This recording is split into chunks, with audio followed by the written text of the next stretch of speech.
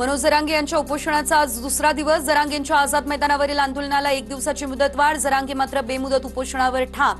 जरांगेंच्या आंदोलनाला 1 दिवसाची मुदतवाढ।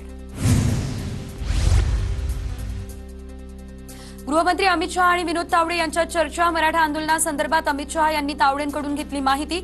उपराष्ट्रपती आणि बिहार निवडणुकीसंदर्भात दोघांमध्ये चर्चा।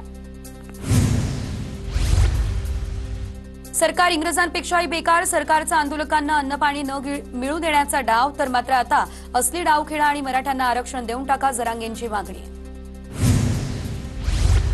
ओबीसीतून आरक्षणासाठी जरांगेंचं आमरण उपोषण। गोळ्या घातल्या तरी 1 इंचही मागे हटणार नाही। जेलमध्ये टाकलं तरी उपोषण करणारच, जरांगेंचा सरकारला इशारा।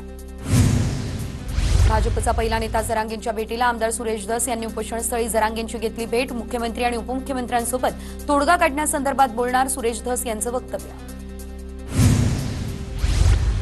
मराठा ओबीसी भांडण लावण्याचा काहींचा प्रयत्न, मात्र आंदोलनावर पोळी भाजू नका, तुमचंच तोंड भाजेल, देवेंद्र फडणवीस यांचा विरोधकांना इशारा।